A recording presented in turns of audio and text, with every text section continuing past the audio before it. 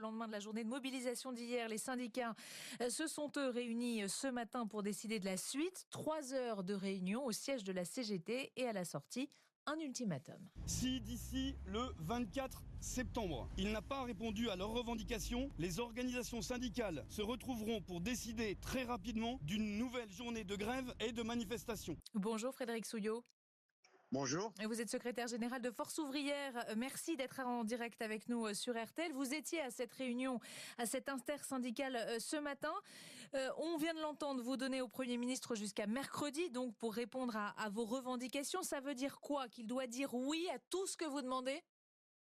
Mais ça veut dire que le Premier ministre qui nous dit qu'il veut redonner de la place à la démocratie sociale et changer de politique et de la politique de l'offre, hier, les salariés dans la rue lui ont montré qu'on n'en veut plus de cette politique de l'offre.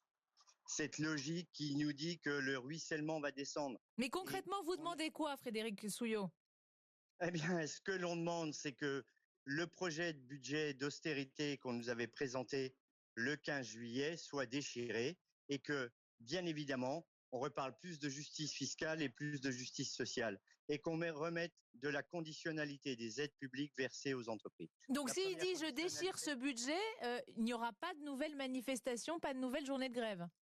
Eh bien, on verra bien de la manière dont il va nous le dire. Moi, je le rencontre parce que je n'ai pas voulu le rencontrer avant le 18.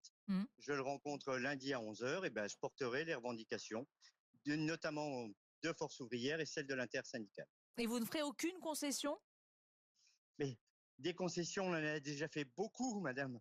On trouve même que présenter la facture du quoi qu'il en coûte toujours au même, aux travailleurs, et même maintenant en attaquant les travailleurs malades, ben, ce n'est pas possible. C'est terminé. Donc ce que vous ne voulez pas, c'est du doublement des franchises, à la fois sur les médicaments. C'est ça, pour être très concret.